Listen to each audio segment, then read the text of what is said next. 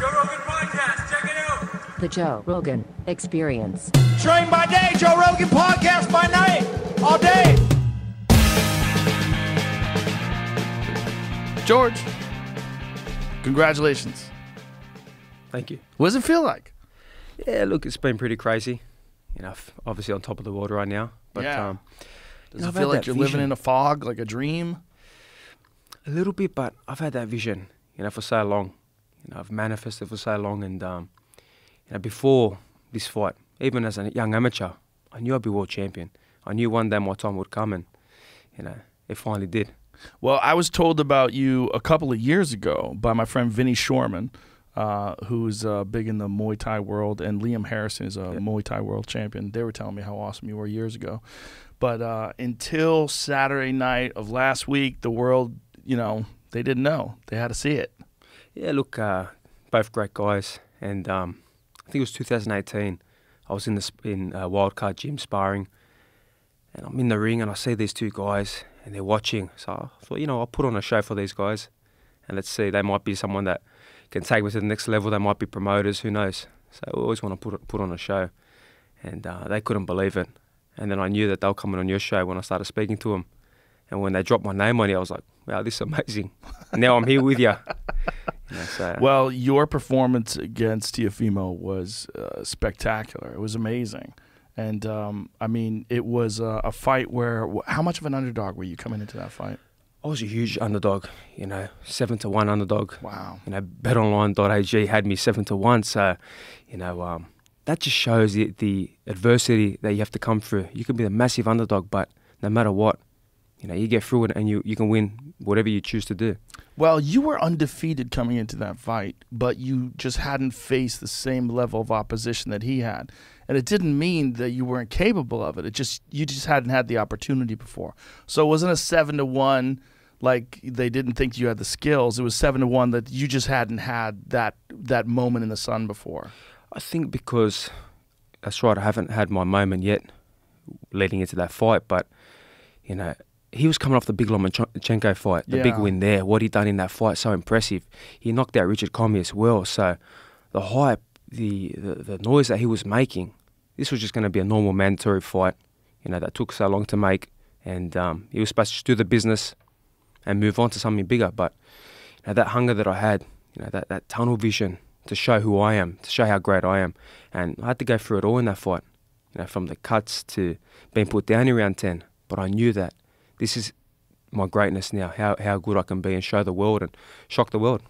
It is, you definitely did shock the world. It is a reoccurring theme in boxing and in all combat sports when someone takes an opponent lightly and they go in thinking they're just going to steamroll this guy, and then they get met with reality. I mean, it's happened so many times in fighters' careers.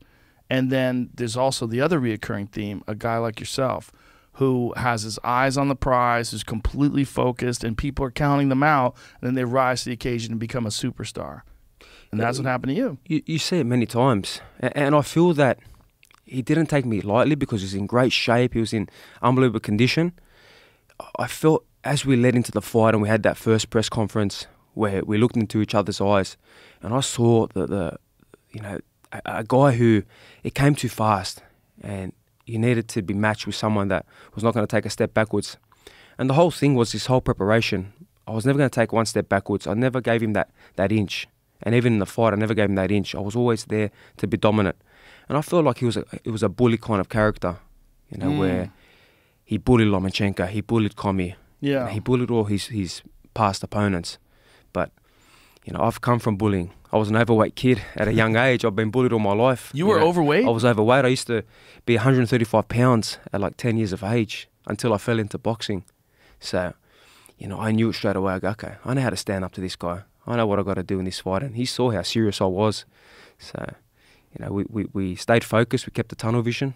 And we done the business. Well, you did a beautiful job of boxing him as well. I mean, you stayed in the pocket and cut angles. You landed beautiful combinations.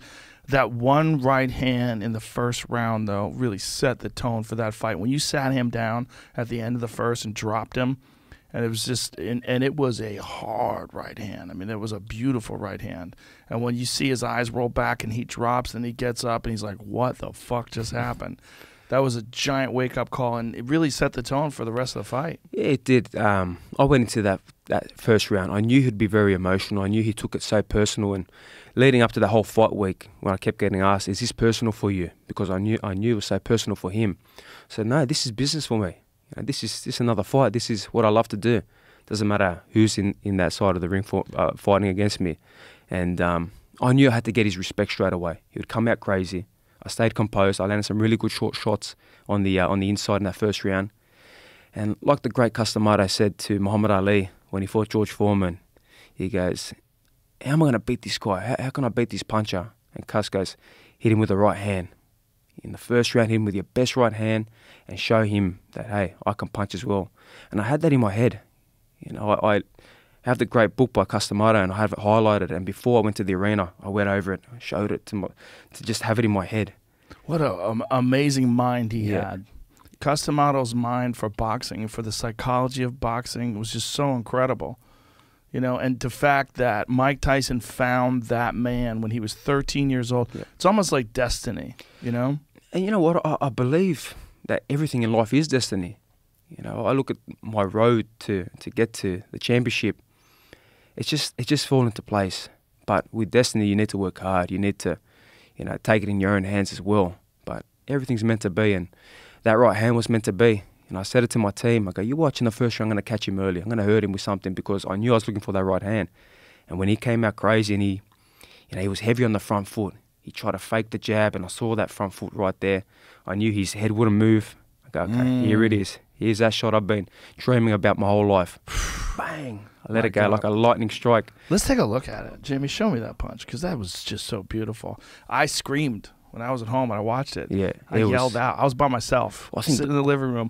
Oh! The whole world just jumped up and was like, okay, now we got to fight because I don't think many expected me to even stand a chance in the first round. You know, they were so vocal about one round, especially his dad. Well, his dad made a huge bet. Didn't he bet $100,000 that he was going to knock you out within 2 rounds? Yeah, well, I want to find out the person he bet against because... Here it is. Take a look at this and take it in. See that nice, short left beautiful hook there, left hook. Well, you were in front of him, but you weren't there. Yeah. That was what was beautiful about it. Like your head movement, like right there, that angle. God, it's just gorgeous box. Here it is. Right here, baby. Bink! Oh, my goodness. And I saw it in his eyes as soon as I landed that shot and he got up. He thought, what the fuck was that? Yeah, you can see it right there. He's like, whoa. Yeah, now we're in a fight. And then the fake smile. And this shot I land here, bang! Yeah. I was a little bit off balance. But that shot there was probably more devastating than the original shot. And then I'm just going off. I had to say it. I said, you know, now I'm here. 1 round. Is that what you said to him? That's what I said. 1 round. Okay. Oh, my goodness. Now we're in a fight. It was an amazing performance. Why was it emotional for him? What was about that? He had this theory in his head, and the people around him, you know, someone told him that when he tested positive for COVID and we were in Miami, you know, I was very upset, very disappointed. You know, I trained for 4 months in preparation. Wasn't this fight was rescheduled like 5 times? Yeah, well, June 19th was the original date, and 4 days out he tested positive for COVID. So on the day that I found out, obviously I've been away from my kids, my family. I flew my pregnant wife, you know, out to be with me, you know, for that fight week. She took a lot of sacrifice as well because the doctors were telling her not to go with the way the world is at the moment. But you know, that's the sacrifice we make. And you know, when I found out, I was devastated. Literally wanted to cry because this is how much it meant to me. And then I was obviously angry and upset. So that night when we were going back to our room, we had a dinner and we went to the room. On the way to the room, there was the bar, and his team were having a good time and enjoying themselves. Obviously, Lopez was not there. And I found it strange. I go, why are they enjoying themselves? You know, their son just, you know, ruined the fight. But one of his team members tried to be a smartass and come up and try to take a photo and try to be, you know, try to aggravate me. And I got my wife, I got my father with me, I got my team. I said, look, just stay away. It's not the time. You know, I don't know, you guys might have COVID. You know, you're with Lopez all the time. And they got a little bit more aggressive and try to push the matter. And I said, look, just get the fuck out of here. I don't want to deal with it right now. And that's all it was. And all of a sudden, someone's gone and told him that I've had a go at his mother, which I never even saw his mother. I don't even know what she looks like. And that just played. I think they were trying to motivate him. I think they were just trying to push him a little bit extra, make it more personal. But it's the worst thing. You don't want to take any combat sport personal. Because as soon as you do, everything is slow. You lose your reactions. You're going there headhunting, and you can see it. He was headhunting, and perfect. It felt perfect for me what I was coming to do. Well, you maintained that composure through the entire 12-round fight too, which was incredible. Like your precision, your movement. You never got lazy. You never just stood in front of him. And even when you got caught in the 10th, you still bounced back beautifully in the 11th. I mean, you didn't adjust. You didn't change anything. You didn't become hesitant. Yep. And that's a testament to my conditioning and how hard I train and how prepared I am for every single fight. And that's been my whole career.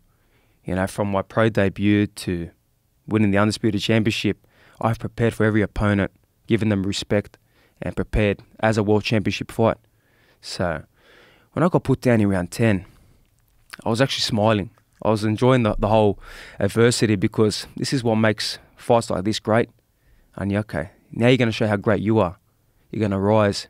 And that was a minute 45 in that round. I think Lopez finishes any other lightweight in the world at that stage, but not this lightweight. I had that inside me, and it's crazy. How bad were you hurt by that right hand? I wasn't badly hurt.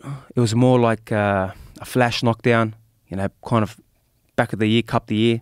The equilibrium was a little bit out, but it's going to take a lot more than that shot to put me away. I come back to the corner, and the coaches were like, "You're right, you okay?" I go, "Yeah, I'm good." I started smiling. They go, "You sure? Why are you smiling for?" I said, "Because I made the mistake there. Now watch what I'm going to do. Watch how great I'm going to be." I think round 11 was the best round of the fight. I literally busted him up, and then round 12 closed the show. That cut that he had over his left eye was brutal. It was from a punch, a beautiful shot, split him open. My one was from a head clash. So, they thought I couldn't punch. They thought I didn't have the power. Why do you think they thought that? Is that just wishful thinking? Did they just get overconfident?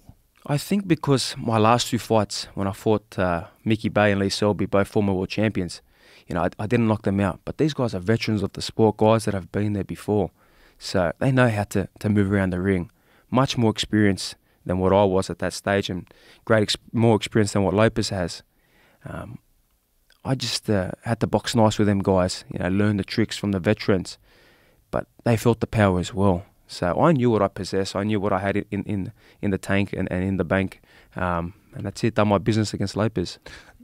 Having trained with Manny Pacquiao had to be a huge asset for you, because even though Bay was probably your biggest name opponent up until then, you'd been. How many rounds had you done with Manny? 250 rounds over 3 world title campaigns. So it started with the Jeff Horn fight? It did, yeah. When Jeff got, obviously, the fight with Manny Pacquiao, I was in Los Angeles, and I was sparring his ex-sparring partners, Jose Ramirez and Ray Beltran. I was doing 5-on-5, and these guys are good fighters, former world champions. And Freddie come over and goes, Manny's got the Jeff Horn fight. So yeah, I'm hearing about it. He goes, well, you're sparring his sparring partners. How would you like to go against your countrymen and help Manny prepare? I said, Freddie, I'm all in. I know he's my countryman, but this is an opportunity of a lifetime. Yeah, Manny's my idol. You can't pass that up. So I had a fight a couple of weeks after the sparring sessions that I impressed and got the opportunity. So I still had to win that fight against Camille Bala in New Zealand. And in between that fight, I got a really bad cut on my eye. And the first thing that went to my head was, I got to sparring with Manny Pacquiao in a week and a half. I go, now this cut might stop it. So I wasn't even thinking about the opponent or thinking about the fight. I knew I was going to win this fight by any means, but I was thinking about my opportunity against Manny Pacquiao. But we got there. Did you super glue it? We got the stitches. Yeah. A week after the stitches came out, I was putting so much vitamin E cream and every bit of, theory that I could find on the internet to make sure it closed up good and wasn't going to give me an issue. And I went into that first sparring session with Manny, and it was okay with a cut. Did you know Jeff Horn? I did know Jeff, yeah. We were in the amateurs together. How did he feel about you training with Manny? Yeah, he wasn't happy at that stage, but Yeah, he's a good guy. He's actually a good guy of the sport. And at that stage, he had come out and said, you know, why is he going against me? He's countryman. Why couldn't he give me a phone call? And me being me, you know, I turned around, him being a school teacher, and said, I've never asked for permission, you know, and, from a school teacher ever. So I'm gonna go do my thing with Pacquiao no matter what. I think he's got to understand that you had to. I think he does. I think he does now. Yeah, he had to. To be able to have an opportunity like that to spar 250 rounds with one of the greatest of all time. I mean, he won world titles in what, 8 divisions? 8 divisions, 13 or 14 world titles. Crazy. It will never be done again. Crazy. And as much as you want to see records broken, and you know, I want to break records. That man is a one of one. He's a one of one. Yeah. I mean, when he knocked down Thurman in that fight, I was like, this is crazy. Yeah. This guy's 40 years old and still can crack and still as fast as lightning. Yeah, the power that he possesses, but it's not a thumping power. It's that explosive speed, that explosive power, the footwork he gets in position. And all of a sudden he's landed 3, 4, 5 shots and then he's angled off. A lot like I did in my fight against Lopez. You know, a lot of that, you know, sparring paid off and it did shape me. And I know he did put out a tweet as well saying that I hope the sparring we did, you know, helped you in this fight, and straight away. That's amazing. And I was so excited. You know, he's a legend of the sport. He is a legend, and he's such an unusual guy. You know what's crazy about him is his calves. Yeah, when you look massive. At that, they're giant. Yeah. They're like a thigh. And I know the reason why, because in General Santos, the mountains that he runs and that steep hill, that's why they're so big, because he's always constantly running the mountains. And I was doing the mountain runs with him. Yeah. My calves started getting bigger and bigger. But I understand, why his calves are huge. But he's always bouncing. He's always moving around. Yes. Like, he'll bounce for like 20-something rounds. You know, he'll do his pads and he's jumping up and down. And you know, he really is an unbelievable person, unbelievable athlete, and you know, legend of the sport. I think as time progresses, people are really gonna appreciate his greatness. Yeah, and coming back from defeats too. I mean, he's a guy that's had his downs. Yeah. He's had his ups and his downs, and you know, he always smiling and always friendly to people. It's like he's so admirable just as a human being. And it shows too that defeats. You know, I love how the UFC is. You know, losses are losses. Yeah. You know, boxing has this stereotype where the zero is so important. I'm undefeated, but would you rather see the best fight in the best? You know, We're going to get competitive fights and great fights, but unfortunately in boxing, it's not like that. Well, the biggest draw in the sport is Canelo, and Canelo's not undefeated. Yeah, that's right. So it's one way of looking at it. You know, he lost to Floyd. Yeah. When you know, Manny is also like a world-class pool player. Well, he's got the pool tables. Yeah. At his mansion in his house. He's really good. So he's non-stop. Like, he plays like a professional. And he loves his basketball. Yeah, you should see he's great at basketball shooting too. threes. It's unbelievable. Wow, he's a serious athlete. Yeah. Did training with him? Did you make any changes to the way you approach fights or the way you prepare for fights after training with him? I did. I learned the 1%ers, the extra bit to do the extra rounds. You know, usually before the sparring with Manny Pacquiao, you know, you do your 8 rounds or your 10 rounds of pads and your sparring, but that's it. You do your ab work and you finish. With him, he does his pad work, he does his sparring, but then he's on the bag, he's on the shadow boxing, he's there doing the pad work. So the extra rounds just builds that conditioning and that stamina. And that's what I just found, that push more rounds. You know, if the body can keep going, push more and more. That's what I learned from him. Is it a thing where you have to figure out what your body can do? Because obviously overtraining is an issue with fighters too. Have you ever had a fight where you felt like you overtrained for it? Not as a professional. In the amateurs, yes, as a young amateur coming up, I did feel certain times where I overtrained. But I think the reason is, as an amateur, you're fighting so constant. Mm-hmm. You know, you might have 3 fights in one weekend, then you got 2 fights the week after. But in the professional ranks, I've always been very smart, got a good team around me, and I made sure that every preparation is pinpoint. And a lot of people were thinking I was going to burn out for this fight and overtrain because it was such a long, preparation, nearly 10 months. Yeah. But I said, look, I got a good team. I know what I'm doing. I know how my body feels. If I started to feel a little bit run down and burning out, I'd pull back. But you're fighting for the biggest prize in boxing. How can you put your foot off the pedal? This is everything. This is going to change my life. Well, you did it perfectly. and as far as your preparation, because you were in tip-top shape in the 12th round. You know, you never lost any steam, you never lost any endurance, and the way you bounced back from that knockdown in the 10th really showed what kind of conditioning you had. And I think that the conditioning there, especially to bounce back after being getting put down, it shows. Because if I wasn't conditioned, I wouldn't be able to survive that round. Yeah. When you think of like preparation for fights, you know, and you see guys like Manny Pacquiao, you see guys like Floyd Mayweather, you see guys that are just always in peak condition. That extra edge that they have, that seems to be, I mean, there's not one elite world-class fighter that you can say doesn't have that same kind of endurance and that same kind of discipline. 100%. I think that elite level guys, you know, you need to have it. If you don't have that conditioning, I don't think you even get to that elite. I think you need to have that from a young age, from early in your professional career, to be able to have that work ethic, that relentless drive, you know, to have that conditioning. The only guy I could think that wasn't like that is James Toney. Yeah, but his defense too was unbelievable. Amazing. As well. Like defensively, you watch these guys and you think, wow, unbelievable. But the conditioning there was a problem for him. Yeah. You look at the guys like Floyd Mayweather, Manny Pacquiao, you know, all the greats, they have that conditioning. Muhammad Ali to do 15-round fights. Yeah. I was even telling the commission, can we move it to 15 rounds? That's how, you know, conditioned I was for the fight. Yeah. Well, back then, you know, the 15-round fights, they weren't just 15-round fights. They also weighed in the day of the fight, which is crazy. And they would have probably fought 3 weeks before that as well. You know, that's real fighters. That's real warriors. Right. You go back to the Sugar Ray Robinson days, and you see that 100. Yeah. How many different fights did he have? I think, what was Robinson's record when he retired? I think it was close to 200 fights. 200 fights. Yeah, it's unbelievable. I've only had 20, and to think how the preparations are and what you put your body through and how sore you are after a fight, especially a 12-round fight. To think these guys would fight and then a week or a week and a half later they're fighting again. Yeah, that's real warriors. That's gladiatorial stuff. It really is crazy, and that's one of the things that the old timers always point to when you try to make a judgment call of like who's the greatest of all time. Yep. They always point to Robinson. They're like just the sheer amount. I think he was something crazy like 90-0 before he lost his first fight. 201. He lost to Joey Archer in 65. That was his 201st fight. That is crazy, man.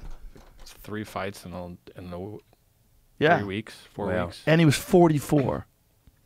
Crazy. That there, just saying that is unbelievable. I mean, just unbelievable. If you go way back, Jamie, I think it was like close to his 100th fight before he had his first loss. Yeah. I think he lost to LaMotta. Okay, what year? What number was that? So I guarantee these are all wins. So the draw was 41. Okay, so it's 41 fights. So that was LaMotta. He lost to LaMotta, and then came back and beat him. But just what a record that guy had. Absolutely incredible to think that, you know, this great had over 200 fights and would fight, you know, every couple of weeks. Yeah. You know, 15-round fights. You know, it's incredible. But that's real fighters back then. I love that. I love the history of our sport. Yeah, they certainly were real fighters, but it's also not the best way for your body. Yeah, and your brain. Yeah. Right? Because, you know, like the punishment you take in a fight, you know, you need to be able to recover. Yeah. Now, you'd think that them fighting 201 fights, 202 fights that he had, and be fighting every couple of weeks. Right. You know, that body is taking a lot of punishment, that brain. I know, it's crazy. Yeah, it's crazy. It's crazy to think of. You know, and the end of his life wasn't the best. You know, when you see guys like that stay in too long, like Ali, like a lot of these guys, do you have it mapped out when you're going to exit the sport? Yeah, look, I've seen it time and time again. You know, even the great Manny Pacquiao, my good friend, that last fight that he had, I wanted to cry watching it because I know how great he is. I know what he's done. To see that fight just the shots weren't coming off. The footwork wasn't there. The feet were slow. But don't you think that fight was kind of, the whole thing was fucked because last minute change of opponents? It was a difficult preparation because he prepared for Spence, and all of a sudden, Ugas, came in, and Ugas is clever. He's a very good fighter. Very good fighter. Cuban schooled, that style that he has, and he can brawl too. He can fight. So, he got him at a good time as well. Everything suited perfect for Ugas that night. But when you see these other legends, Roy Jones, Muhammad Ali, they go that extra step. And it's hard for a fighter. As much as you want to get out, you think about, okay, when can I get out? Right. Get as much as you can from the sport and win your championships and get out. But we're fighters. Like I said this weekend when I was at the Haney-Diaz fight, I said, I feel good. I feel like I'm fighting this week. If someone pulls out, I'll fight. That's the kind of warrior and that battle mentality I have. That's awesome. I don't even want to imagine. How much weight do you cut? Not much, 10 pounds. Yeah. So how many days do you need to do that and feel good? Naturally, my body weight, it comes right low. The day before the weigh-in, 1.5 pounds, 2 pounds. A hot bath and I'm there. Oh, nothing. The weight is easy. That's great. But I feel good. I've been told that you should go to 130. Before I won these championships, you could be champion at 130. I said, yeah, I can be champion at 130. I would be champion at 130, but what for? I go, you're champion at 135. I'm champion at 135 and I feel good at 135. I feel strong at 135. I got that extra bounce, that energy. I can eat throughout the weight cut. So, sometimes fighters want to sacrifice that weight division and lose that extra bit, but they lose themselves in the actual battle and the fight. Yeah. The fight becomes the weight cut. We've seen it time and time again. Well, in the UFC, it's a bigger problem because there's only 8 weight classes. Yep. It's the gaps between the weight classes are ridiculous. Well, you look at, I was looking at some photos of Conor McGregor when he was fighting 45. At 45. Yeah. And how skinny he was and the looked like brutal. death. Even Khabib as well. The brutal weight cuts. It's incredible. It's not good. It's just Conor never lost. Never lost at 45, but also never missed weight. He made weight every time he tried at 45, but it was a rough one. When you would see him at the weigh-ins, he looked like a skeleton. And that's when you see big issues in fights and problems start where, brain damage and fighters, unfortunately, pass away. And we've seen it in boxing because they lose all that weight. They're so dehydrated in the brain where they don't hydrate properly as well. And all of a sudden, you see it in the fights, they take brutal shots and unfortunately things happen in the fight. So, I'd rather be feeling great, be hydrated. I know that I'm going to this fight, that there's going to be no issues with that and, feel good. No, I think that's the right approach to be healthy. And if you look at boxing, I think the vast majority of deaths occur when guys have caught weight. I don't think there's very many deaths at all in the heavyweight division. I think the heavyweight division is unusual in that. You get the biggest guys, the hardest punchers, and yet you have the least amount of deaths because they're not cutting any weight. And it's scary, man. It is really scary. Like, I got 3 kids. Yeah. And I got a life away from boxing. Yeah. So when you think of that, when you go in there, your life is on the line, and all of a sudden you're trying to make this weight. You want to dehydrate yourself and put yourself at more risk. I'd rather feel comfortable and feel good. Well, it's that balancing act, right? You're trying to figure out what's the best approach, to be bigger and have maybe a little bit more horsepower behind the punches, or to be healthy and then you have more gas tank, you can go longer, you can push a faster pace, you're lighter on your feet. It's like... Well, it's a great example. My fight with Lopez. Yes. He was the bigger man. How much do you think he cuts? I think he cuts a fair bit. Yeah. I think probably 10 pounds, a couple of days out from the fight. Yeah. But I know that he puts on a lot of size too. He was way bigger than me in that fight. He definitely looked bigger. Yeah. He would have put a lot more on. But again, it shows that, it's not about the size of a fighter. Right. And the way I've always had that approach is it's about the size of the heart, how much you want it, the willpower, what you're ready to go through. And that's the way I took it into that fight. Have you gone back and watched the fight? No. I have not watched the fight. Interesting. The reason being is when I get home, my friends and family, I want to sit down, have a watch party, and just relive the moment with them. That's why I don't want to watch it. I think that's what I'm trying to achieve. Yeah. And people have been asking me, why have you not watched the fight? I'm trying to achieve to sit back, take myself away from the fight and just watch it with everyone like it's live. Yeah. That's what I'm trying to achieve with that. Well, you're going to enjoy it. Oh, I know, yeah. Well, spoiler alert, yeah. It turns out good for you. I hope so. Yeah, it does. What's interesting about it, though, I wanted to talk to you about this, is the corner advice that he was getting. Yeah. Did you hear about any of that? I have heard about that, but we knew that coming in. I knew that, the corner that he has, I don't want to put anyone on the spot, but his father, is when you're getting information and you gotta have trust in your corner.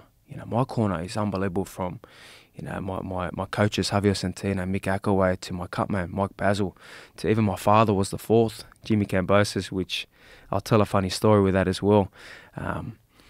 You want to have trust in your team because, again, you could be taking a lot of punishment. And again, as much as you don't want to stop the fight, I expect my corner to have that trust and to throw in the towel or stop the fight because we want to leave that ring and go back to our kids and family. Now, his corner, they didn't do a right job. His cut man took forever to get in the ring. His dad was giving the wrong information. They had no game plan. Yeah, the game plan was take him out. Yep. And that's not a game plan. We had a perfect game plan. Yeah. Round by round. We executed it round by round. These guys had no game plan, and that's on them. I think after he beat Lomachenko, they had this idea that he was the next superstar and he was going to steamroll you and steamroll everybody else. And because he's such a heavy puncher and the way he fought, like with that super stiff jab with Lomachenko and like real aggressive, and the fact that he was able to maintain that pace throughout the entire 12-round fight. And Lomachenko, I think it was in the 11th, he put it on him a little. He really got to him, and Lopez survived that and then came back to win the 12th. I knew from that fight that the size difference between myself and Lomachenko, obviously I'm a lot bigger, but my speed, my explosive power, the way I move and get in positions and throw, punches and combinations that are quite awkward shots that you don't see. I knew that I would have that advantage, and I was never going to wait. I was going to come in there like I did in round one, take the shots, be prepared to take shots, and obviously, land my shots as well and put him down and show what I'm about and get my respect. But that's on them. They made a big mistake there with the corner. They did have a very good coach that they usually use, but they didn't have him for whatever reason. I was talking to my friend Radio Raheem today. We were talking. He's a giant boxing fan. Radio. He does a lot of those interviews on YouTube, and he's a real expert. A real good guy too. Great guy. And we were talking, and he said something I wholeheartedly agree with. He said it's very rare that a father-son team works out in terms of like trainer and boxer. It's just very rare. It's hard because that emotion, and it's your father and obviously the son, but it doesn't work out. You see it time and time again. My father, he was the fourth. Even that his job was to put the seat in the ring, and get a bit of ice, and that's it. Even things went a little bit crazy when I started bleeding, and the cut man was screaming at my father, wipe him up, and he's like, wait a minute, my job's only this, when we went through the pre-fight plan. So he was like, okay, let me get the towel, let me find a towel and wipe him up. But, when you got that head coach being your father, like they do, a lot of times it doesn't work. You need someone to be able to, that's the rules. That's what you got to do. You got to be able to, respect the trainer, and I don't think they had that. Yeah, I don't think it's impossible. I think it can be done with the right personalities, but oftentimes the problem is it seemed like in the Lopez corner, his dad was so accustomed to Lopez just fucking everybody up that he thought that he was going to wake up eventually and catch you. And catch me, yeah. It's for certain fighters, it works. But when you come against a guy that was prepared to die in that ring, as scary as it is, and as much as, I trust my corner, I was honestly prepared to die in that ring. And I told my wife before we went to the arena that I'm prepared to die tonight. If anything happens, everything's for the kids and yourself. I'm here to win this fight by any means. That's the kind of fighter. And the shots that I took in that fight, I think he takes out any other lightweight in the world. There were some big shots, but I just kept coming. And I know for a fact when he did put me down in round 10, and I got up and survived that round and finished that round strong as well. And this is like a Rocky IV movie. He came back into that corner and he said it to his team and his cornerman that, you know, this guy's made of steel. You know, I can't put a dent in him. And I know psychologically that would have broken him as well. That's why that round 11 was so successful. That round 11, you know, really showed what I was about. It really did. And the fact that you came out as hard in round 11 as you had in round 1, you know, and maybe even harder because you had something to prove. I mean, you were letting him know that knockdown is not how the rest of this fight is going to go. No, this was you know, a testament to myself and how hard I prepared for this fight. I just want to show how great I am, especially in them last 2 rounds. I've been put down, and again, in life you get put down. Sometimes things don't go the way you expect them to go, but you rise and you finish whatever you're trying to achieve, you know, with everything you have. You know, the thing is too that, you know, I lost my grandfather, you know, about 2.5 months before the fight. I had my baby as well, my son, on the same day, and I know he was there with me, my grandfather. So the day your grandfather died, your son was born? Yes, well, my son was born, and then 6 hours later, my grandfather passed away, George Kambosos. You know, so in that, when I got put down and I just got up, honestly, I felt like he lifted me up. I didn't even realize I'm up again. I'm ready. You know, that there is wow. Even in the dressing room, the design cameras came out and had the flashlight, and we had the Aussie flag and the Greek flag, and we had them tied up pretty tight. Half of the Greek flag fell and it came down, and all of a sudden I felt this touching presence on my shoulder. I thought, okay. I looked at my father, go, he's here. I guess he is. And I knew at that moment that I will not be beat. I am winning this fight. You know, he's with me, and you know, I got the job done. Now, it originally was not with DAZN, right? It was originally a Triller fight. Yes, yeah. What happened with all that?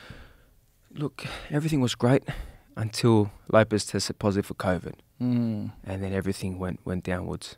You know, postponements, date changes, you know, venue changes. As a fighter, and again, Lopez as well, we were preparing for a fight. You know, you can't expect the fighter to be making weight, to have the right sparring, the right preparation, and all of a sudden they said, okay, let's move it back again.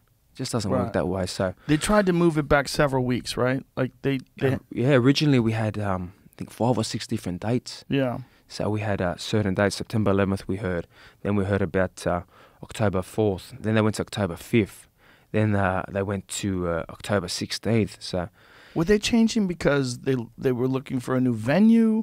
Was it like that there was competition? There was something else on television that night? Like, why were they doing that? All of them. All of them. There above. was, everything. Yeah. There was certain NFL games. There was the baseball games that clashed with the same night. There was venues that all of a sudden they'll change and go to another venue. So, look, that's on them. You know, they missed out. It's a learning curve for them. You know, there's no disrespect. You know, it is what it is, and you know, they would have seen the fight. They would have seen a fight of the year, and they missed out on it. Well, they got the fight of the year when it was supposed to happen. Yes. You know? Yeah. Now, after the fight, it was crazy when he came over and said that he thought he won, and that he thought he won. I mean, he won 9-3 or 10-2. Is that what he said? Originally, he said 11-2. So well, that he actually went. sense. It doesn't make sense. And honestly, I believe he was concussed. I honestly believe he was concussed because not only he said 11-2, and then he said, I haven't been with my son for so long. He was only born a couple of days ago. So nothing made sense. I felt that he was concussed. That's why I said you're too delusional.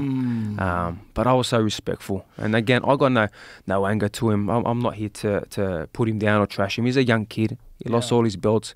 He got beaten up. And well, sometimes that happens when you get knocked down in the first round and you fight the rest of the fight almost on autopilot. Yeah, concussed, yeah. I mean, that right hand was so clean. Yeah. And when you watch his eyes roll back and he sits down, then he got up and he's fighting off, easily could have been concussed. Well, the way he looked at me too, and he thought, okay, what was that? Yeah. Shit, I'm in a fight now. Well, I said, okay, forget the first round now. Let's go. Now from round 2, now I want to show you.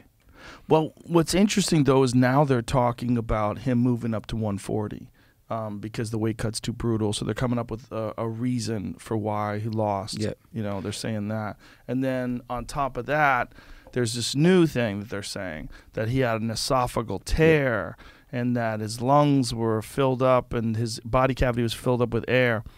And they were saying that he went into the fight like that. But when you go through a brutal fight like the one you two went through, and you hit him with, how many body shots did you hit him with? A lot of body work. A lot of body, and shots to the neck as well. Yep. I mean, you hit him everywhere. Everywhere. So if you're hit, like, why would they assume that the tear was before the fight when you went through that brutal a fight? It's so crazy. Look, again, very delusional. Yeah. And there was nothing before the fight when he was screaming, you know, and the videos of him screaming at the poster of me saying, "I'm gonna eat you, I'm gonna rip you." Okay, you look good there. And leading up in the press conference, you're gonna go to hospital, everything. Okay. And then after the fight, you thought you won 11-2. You know, you're there telling the world, and then you still got enough energy to do your backflip. Right. He went around and done his backflip. Yeah.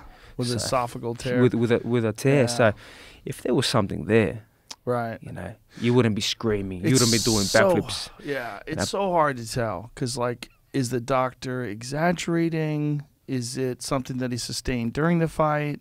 Who knows? I want to know who's the actual doctor. Yes. So Yeah. look, it is what it is. There's been a lot of excuses, and He didn't you know, fight like a guy who was compromised, like his endurance was no, compromised. because in round 10, he landed that shot. He was still Exactly. coming the whole night. He was still throwing punches. Yeah. But when you're getting, you know, badly, you know, attacked, and my shots are landing, and the body work that I was landing, you know, and the placement of the shots, well, you're going to feel all types of ways. Yeah. You know, so All kinds of damage. the funny thing is, Deontay Wilder, when he came out with his excuses, and they bashed him online about that. Yeah. They came out so vocal, doing the same thing. But Yeah. look, the champion that I am, I respect them. You know, all the best to whatever they do in the future. If they want to, you know, give me my praise, respect me, so be it. You know, the kind of person I am, through a mutual, you know, person that we both know, I sent a video to him, you know, wish him all the best, you know, heal up with the cuts. This was before anything had come out. Mhm. You know, I knew the face would be pretty damaged. And just to keep going, because you hear things that he doesn't want to fight no more. So, you know, he's a talented kid.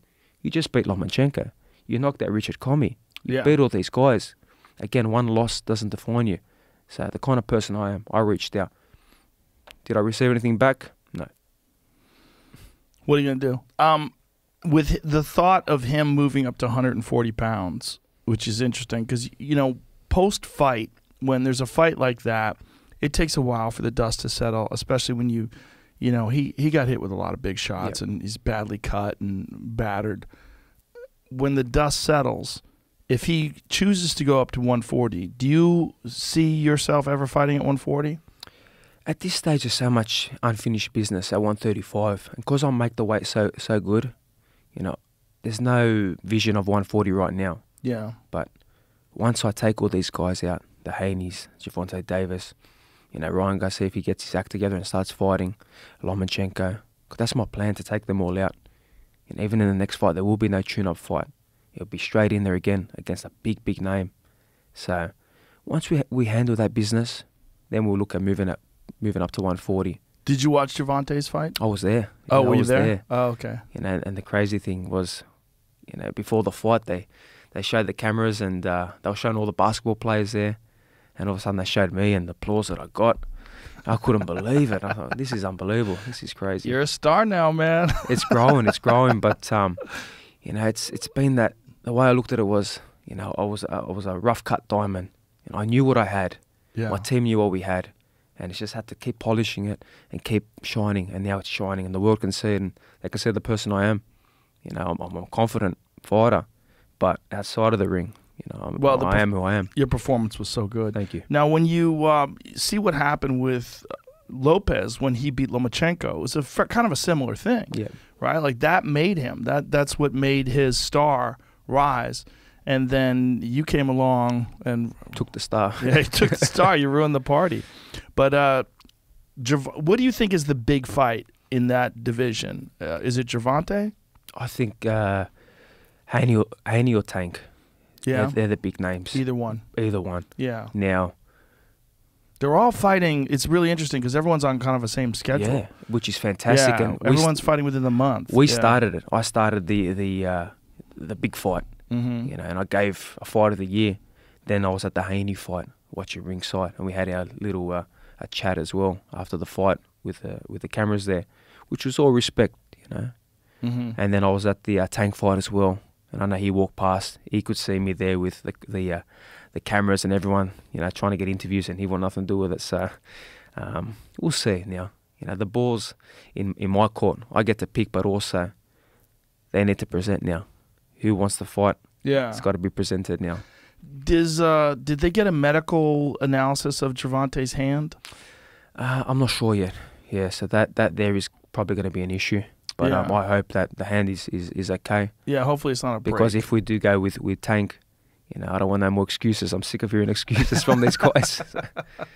Yeah, well, that's to me. Well, either way, Haney's amazing too. Yeah. It'd be a fantastic. They're great fight. fighters. They're great. Yeah. Lopez is a great fighter Yes, as well. yes, You know, I'm so privileged to be the champion right now at this, you know, division. 135 pounds is the hottest division in the world. It really is. So to be ruling it and the emperor at the division, The Emperor. because you got the four kings. Yes, So right. we came out with a cool little thing that they can be the four kings, but the emperor, you know, outweighs them all. I like it. Now, when you look at that division, I mean, it's arguable that that's the most stacked division in boxing. Yeah.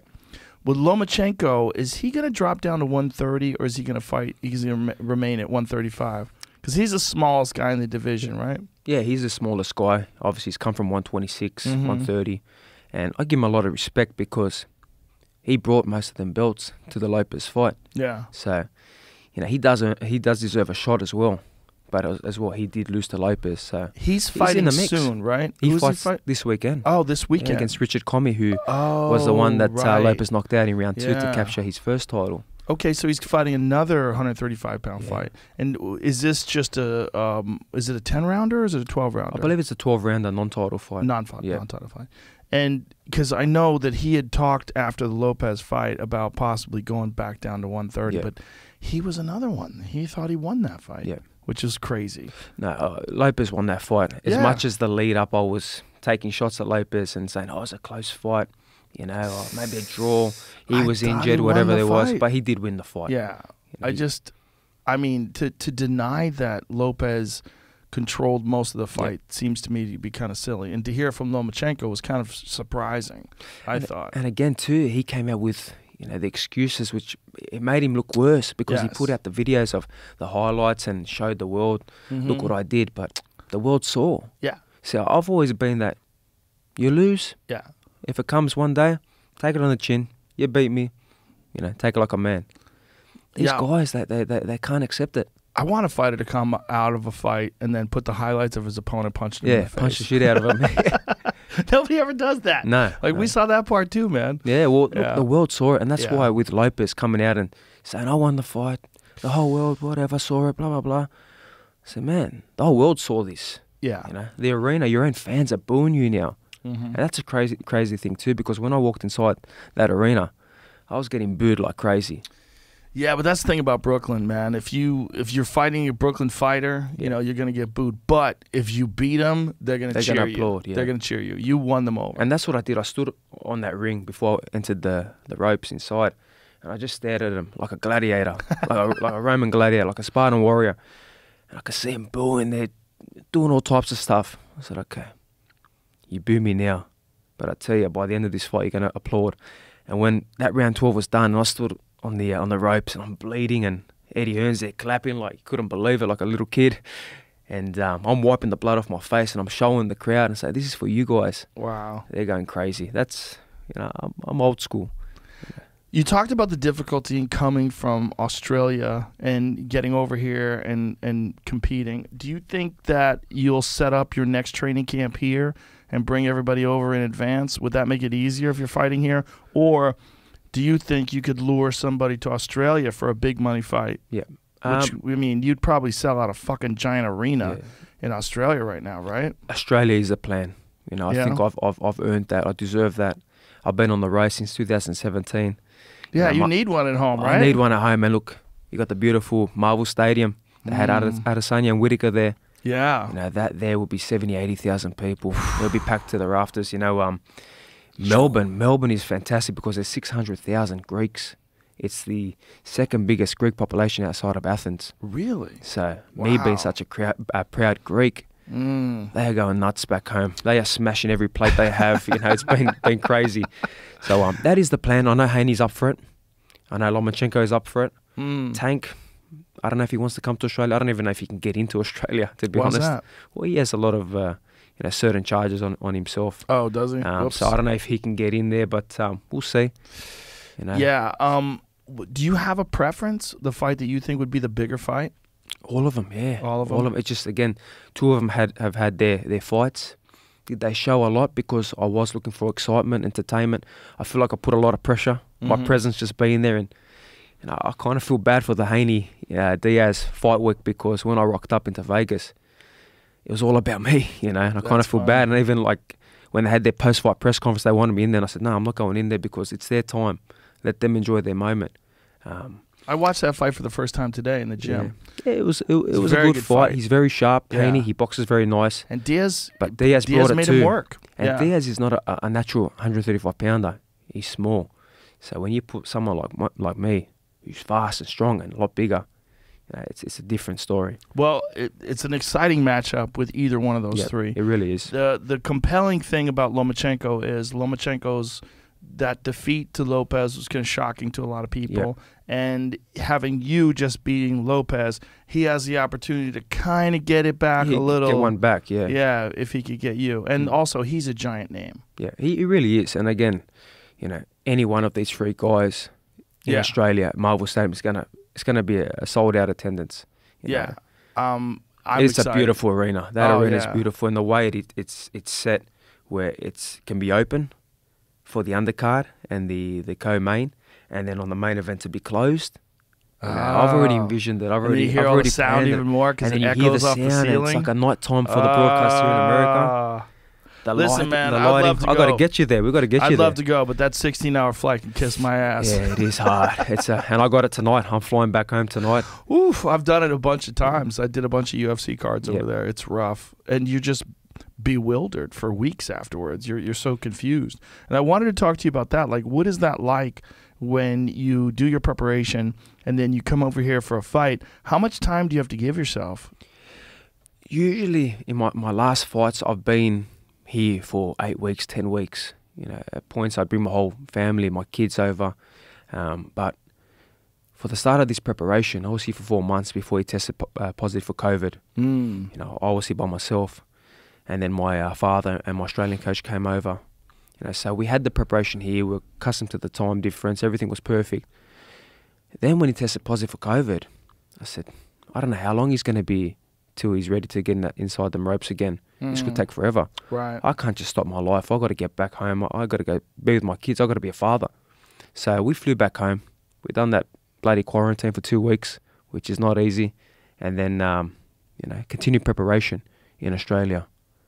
Then I flew back 2.5 weeks out for this fight. That's not a lot. So it wasn't a lot, but I knew because I've done this trip so many times that my body would be accustomed. Is it harder to go back there or to come over here? It's harder to go back. They say that. I've heard that.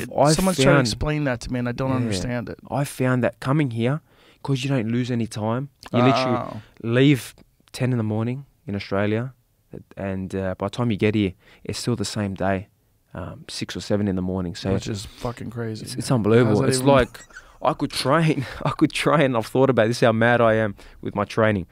I could train just before I get on that flight, and I can get to LA, and I can train again. So that means I've done 2 sessions and lost no time. It's unbelievable. Yeah, that is crazy. And when you do that, do you try to train the moment you land just to try to kill Straight away, kill the jet lag? I need to train. I need to sweat, and then I go to bed. I have a good sleep, and then I'm up. I feel great. That seems the only way to settle it is a hard workout, right? Yeah, you need to have that hard workout. And I've told guys coming over, because I've done it so many times, I said, as soon as you land, don't sleep. As much as you want to sleep, do not sleep. Just do a light session. Just shadow box for 3-4 rounds. Go for a little jog. Just get something going. You know, your body can start to tick over. And it's crazy how the body is. Yeah. To think that a small workout like that can get you set and, help with the, the jet lag. Yeah, there's something about the circadian rhythm apparently that gets reset by a brutal workout. It's unbelievable. Yeah, and they also say you should try to not eat on the flight, which I've never done. Yeah, well, the plain food, eat. I don't touch that anyway because that stuff that's brutal. Do you bring your own food? I bring small snacks and I hydrate a lot. Yeah. So coming over, I was hydrating with the stuff that I take non-stop.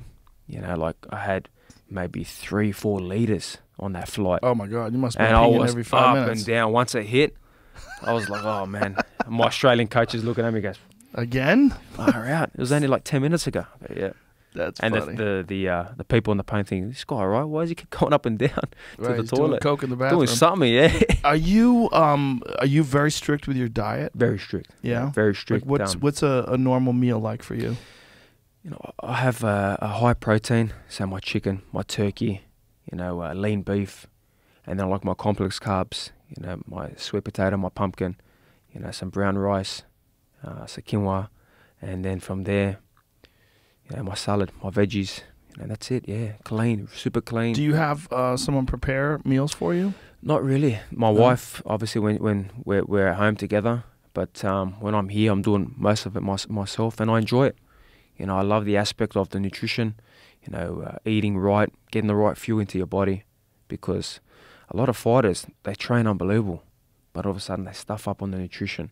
They stuff up with the post-weigh-in, the right meals. Straight after the weigh-in, I had my hydration and I had a meal ready to go. My turkey, my avocado, the good fats, the good protein, to put all the good stuff back into me. Now, have you worked with a nutrition to develop this meal plan, or? Very early in my career, I think I was still an amateur. I did go to a nutritionist, learn a couple facts, and then the rest was just my own study, trial and error.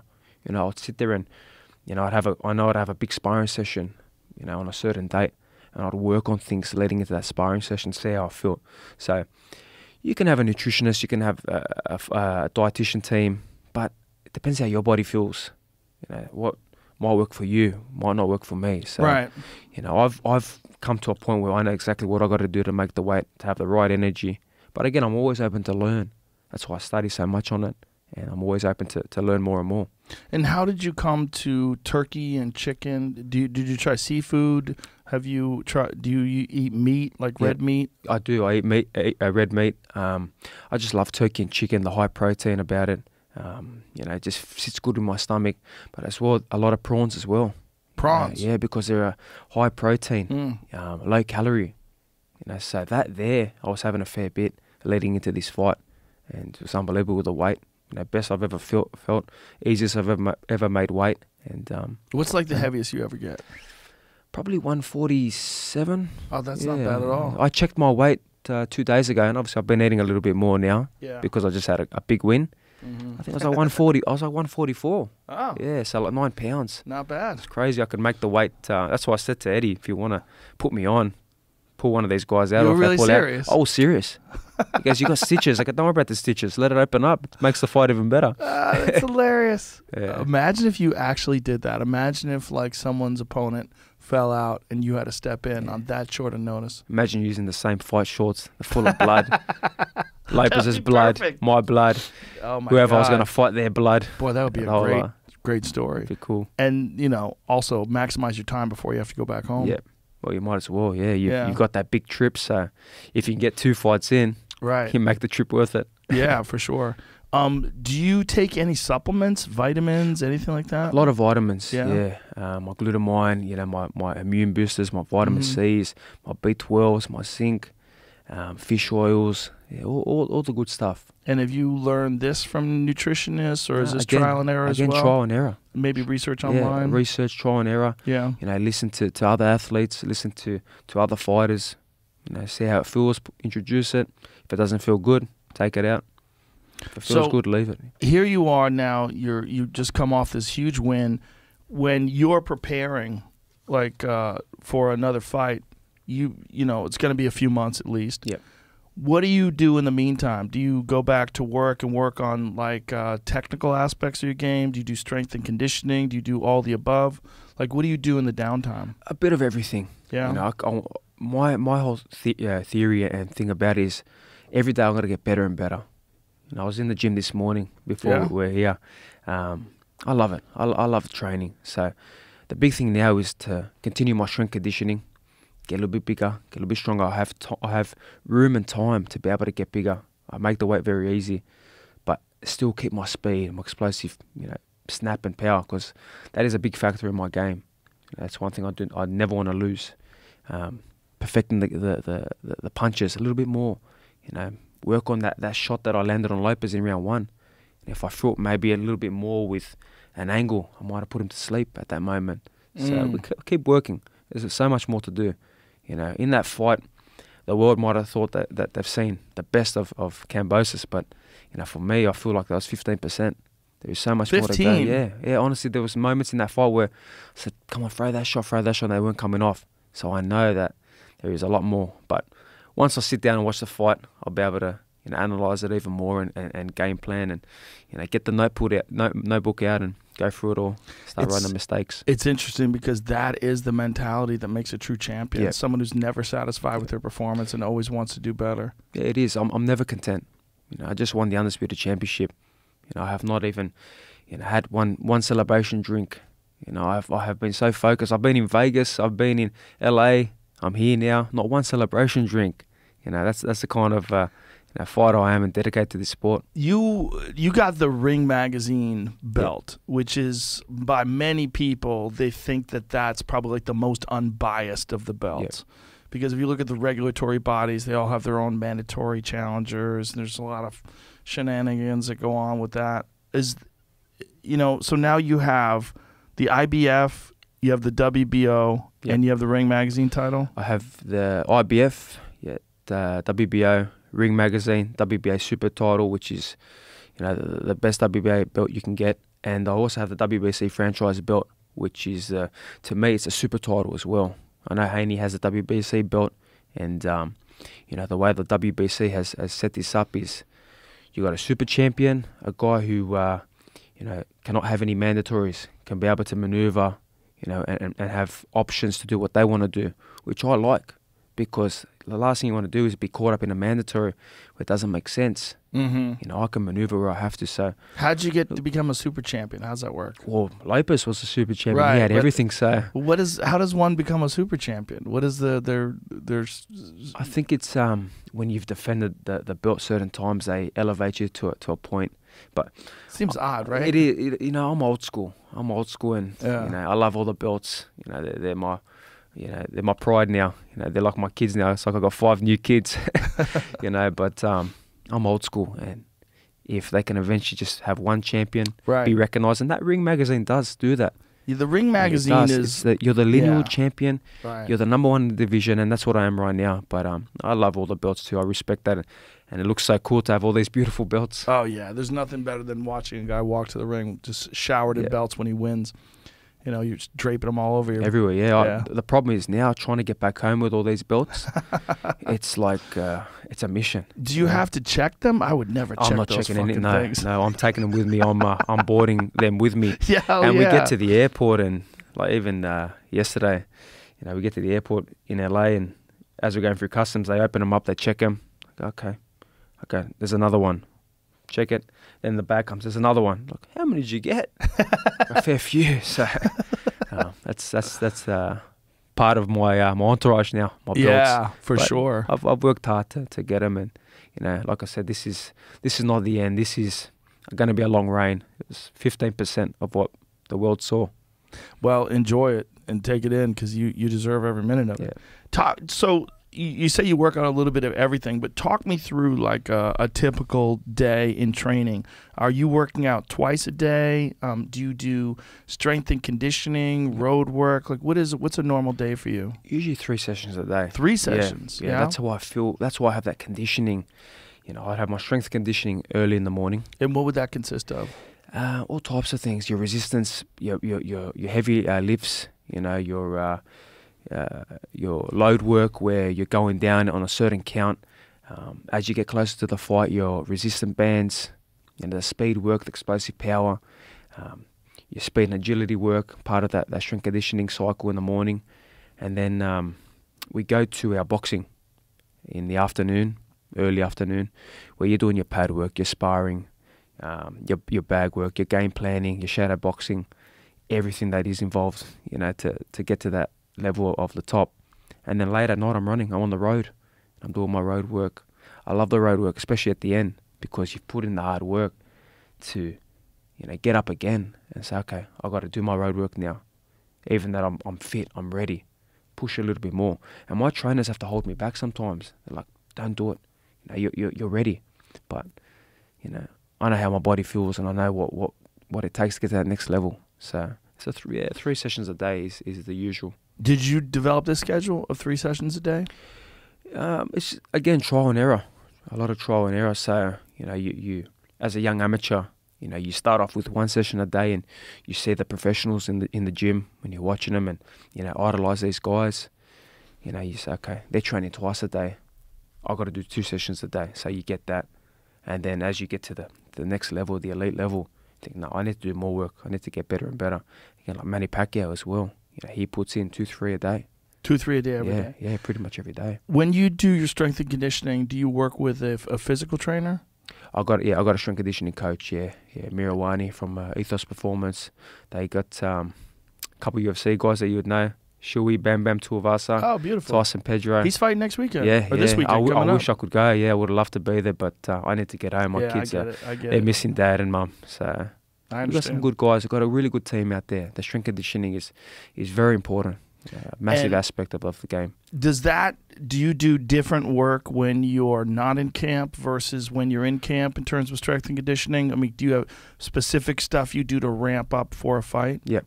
So now, obviously, the fight is done. Right. My goal is to get back and do heavier lifts, build that more strength, push my body to the next level. And we got all the data, and we got everything from every past fight that I've been working with this team. And we can see the figures continually go up.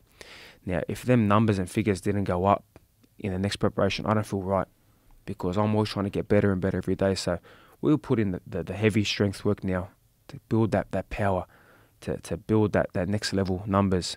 And then as the camp progresses, the date will get locked in, then we start to pinpoint, okay, we're sparring on these certain dates, we need more speed here, we need more explosiveness in this part. We maneuver everything as the fight gets locked in and as we go through camp. Is there any concern when you're doing the strength and conditioning that you might put on too much weight? Not really. No? No, I trust the team, and my body type never really blows out too much. I can't really put on too much, mass amount of weight and muscle. So I'm always very confident that no matter what, I will make the weight comfortably. Well, especially when you're doing 3 a day. Yeah, you can see it, and that's right.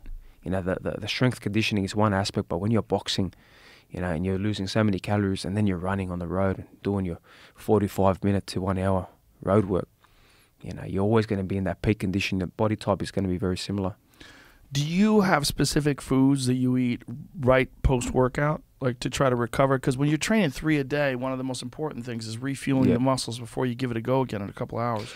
Well, I used to have, obviously, your protein shakes and all the good stuff to get back into you, but I took it out of my system, the protein. I thought, you know what, I don't need it. Yeah. My body feels great. There was a time where I missed it for a few times, and I go, you know what, I feel good, I feel better. So I took that out. I rather have the good food, the eggs. Real food. The real food, the spinach, the broccoli, the veggies. I still put in my glutamine with my hydration, because it's very important, to get the lactic acids and keep that hydration up. But real food, my body's never looked better, and I'm on real food. Yeah, I agree with you on the real food thing. I think the best thing about protein shakes is when you're on the go and you need to get calories, and you need protein, and you could down a shake. But that's right. I really prefer real food too, and I think I prefer that athletes eat real food. Yeah. Well, the thing is too, when you're a professional and you're working, non-stop in the gym, and this is your craft. I don't have to go to a job. I don't have other work. So you take the time, you use your time management. And I learned that from Manny Pacquiao too. Time management is very important. The guy's a senator. He'll come straight from the Senate in his suit, Right to the you gym. know, straight into the gym. That's crazy. Hand wraps are on, into the rounds. That's crazy. So the time management is very important. Yeah. You know, and making sure that you have the food, the prep. You finish your session, get the right food into you. You know, have the vitamins and everything that you take. Do you eat a lot of fruit? Or do you eat fruit like pre-workout at all? I do have a fair bit of fruit. You know, your watermelons, your antioxidant, your berries. You know, your blueberries, your strawberries, your raspberries, even coconut meat. You know, I love the coconut meat. You know, the good fats, the good stuff into you. You know, your pineapple. You know, everything is got it's a formula to get to this position. And this is again all stuff that you tweaked over time. Learnt myself, trial and error. You know, I will try something, so I don't feel good with that. Don't need it. This, okay, that's beautiful. I need it. My weight, I see where my weight bounces to. Some certain things you'll take and, you know, put into your system, and, you know, the weight will fluctuate too high. So, okay, no, don't need that. Now, when it comes to recovery, when you're doing these kind of brutal workouts and you're doing something like that 3 times a day, do you do anything for recovery, like in terms of like massage, sauna, ice baths? Yeah, we do our massages, but the biggest thing I'm on is 3 to 4 times a week. I'm in the Epsom bath, hot bath, Epsom salts. I know that, you know, the ice baths are a big thing, but you know, I just can't put myself in that ice. Really? It's just too cold. Yeah, I hate it. I used to do it as a young kid, as an amateur. I used to love it, but I think because I got so hooked on the Epsom salt baths and the heat that my body can't deal with the cold now. Really? You know, so that. But again, I do try to have the cold showers. You know, I started learning a little bit more about Wim Hof. You know, seeing start with the cold showers, and you start to get better and better with it. So yeah, but Wim Hof would tell you needed to go into the plunge. Yeah. So that's what he said. Look, you guys start with the showers first, and then you'll make your way. So hopefully, in another couple of weeks, I'll be able to get back in the cold baths. It's interesting that you used to do it. Yeah, it's crazy. As an amateur, yeah, you know, I'll do it. And you know, when I was in Sydney, we got the baths there in the gym. You know, this gym is unbelievable. You know, Just Boxing, and they've set up actually a hot bath and a cold bath with an ice machine and everything, pretty much for me. Oh, nice. And you know, after a session, they got it set up. Like, hey, it'll be easy, it'll be all right, no problem. But I hadn't done it for a while, you know, for a long time actually. So when I got in there, I was in there for about 30 seconds, and I'm like hyperventilating. I got to get out. I got to actually get out. Like, you're a beast. What's wrong? Everyone's like, what's wrong with you? You fight all these guys. I said, I don't care about that. I am getting out of this bath. I don't care. I put my body through enough pain. This ain't going to do nothing. Get me out of here. I went home and had an Epsom bath. I don't know, man. I'm telling you, it helps you recover. Yeah. I know it sucks. It sucks I while do you do it. the cryotherapy as well. That's good. Yeah, that's I great. do that. That there is no problem. The 3 minutes, I can do that. I feel like But I've it's done cryotherapy and I've done the cold plunge, and I think the cold plunge is superior. Yeah, I really do. It is. It is. Yeah. It's just like when you get to that 33, 34 degree temperature and you go neck deep, Yeah. holy shit. You're making me cold right now just thinking about it. I'm thinking of that. I think I'm traumatized. I'm thinking of that ice bath in My the gym. favorite is sauna, straight to ice baths, back to sauna. That's the best, because you get to the sauna to the point where you just can't be in there anymore. Yeah. Like 20 minutes in, I do like 185, Yeah. 20 minutes in at 185 degrees Fahrenheit, and then right into the cold plunge, freeze my dick off for like 3 minutes, and then back to the sauna. Back in, yeah. When you get back to the sauna, that 185 feels like nothing. Feels like nothing, yeah. Like nothing. What's the old school? You know, in Russia and the Soviet Union, they all do that. Yes, I've seen that. I've seen that firsthand. Yeah. I actually did it in as an amateur. We were in Russia fighting in the amateurs, and they took us to the mountains with the snow, and they had this little, you know, hut with a sauna in there. Yeah. So, wow, this is crazy. So we do the sauna, and we run straight out into the snow and sit in the snow and do our angels in the snow, and back in the sauna. Yeah, they knew what they're doing, man. Yeah. You know, the first time I found out about that was, do you know who Fedor Emelianenko is? Yes. Yeah, so Fedor, we used to watch him prepare in Russia, and Fedor's arguably, if not the greatest heavyweight of all time, definitely in the argument of one of the greatest heavyweights of all time. There's probably 3 guys you can make that argument about, and Fedor's one of them. He might be the best.